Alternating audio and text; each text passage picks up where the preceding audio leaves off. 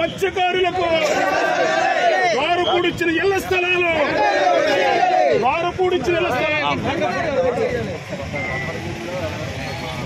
సూపర్గా అట్లా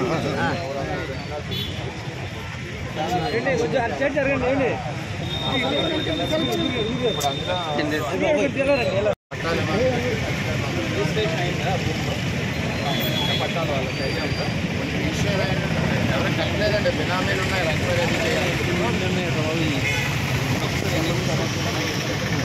అయితే స్థానికంగా ఉన్నది భూమి ఇక్కడ తీసుకున్నారు. ఇవాళ ఇక్కడ దగ్గర లేదంటే సరౌండింగ్ కొమరగిరి, ఉప్పాడ, అమీనాబాదు, మూలపేట ఇవన్నీ కలిసి దగ్గర 2000 మంది ఉంటారు. ఇంకా పక్కనున్న పక్కకి వేవర్స్ అందరూ వస్తారు. మేమేమన్నామంటే 13,000 సైట్లు కాకినాడ వాళ్ళు తీసుకున్నారు. అప్పుడు కూడా మేము ధర్నాలు చేసాం, కలెక్టర్ గారి దగ్గరికి వెళ్ళాం, రిప్రజెంట్ ఇచ్చాం, పని అవ్వలేదు. ఇందులో ఇప్పుడు మిగిలిన కనీసం 4,000 మాకు ఇవ్వమని అడుగుతాం. 4,000 స్థానికులకి ప్రమాదంలో సముద్ర ప్రాంతాల నుండి కొట్టుకుపోయిన మత్స్యకారులకి స్థానికుల్లో ఇళ్ల స్థలాలు ఏమలేదు సార్. ఈ రోజు వరకు కూడా ఎక్కడో కాకినాడలో పైన టౌన్ అంటే సముద్రానికి దగ్గర ఉంటుంది సార్. అక్కడ ఇళ్ల స్థలాలు అవసరం లేని వాళ్ళు కూడా ఇక్కడ తెచ్చిచ్చే తప్ప మా ఆవేదన ఎవరు అర్థం చేసుకోలేదు సార్.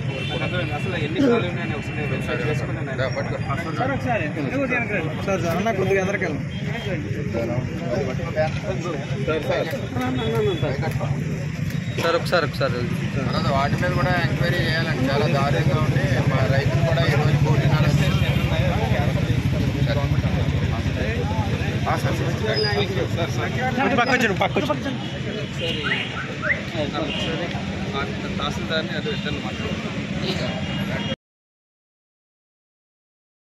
మంత్రిగా ఉన్నప్పుడు కొమరగిరి దగ్గర ఉన్న SEZ ల్యాండ్ ని 80 ఎకరాలు డీనోటిఫికేషన్ చేసి మత్స్యకారులకు ఇమ్మనమని ఆ రోజు ఫైల్ మూవ్ చేయడం జరిగింది. ప్రభుత్వం పోయింది. జగన్మోహన్ రెడ్డి వచ్చాక కాకినాడ ఎమ్మెల్యే చంద్రశేఖర్ రెడ్డి 350 ఎకరాలు మా పిఠాపురం రైతుల భూములు మరి ఫోర్స్ చేసి ఎక్విజేషన్ చేసి 13,000 మందికి పట్టాలు ఇచ్చారు. 13,000 మందిలో ఇల్లులు కట్టిన వాళ్ళు ఎవరంటే 300-400 మంది. మిగిలిన స్థలాలన్నీ కూడా ఖాళీగా ఉన్నాయి. అక్కడ ఇప్పుడు చంద్రబాబు నాయుడు గారు భూసేకరణ పట్టాలకు ఏం చేశారో రాష్ట్ర వ్యాప్తంగా ఇంటెలిజెన్స్ కి ఆర్డర్స్ ఇచ్చారు, ఎంక్వైరీ చేయమని. అందులో కూడా కొమరగిరి లేఅవుట్ ఒకటి ఎంక్వైరీ చేయాలి.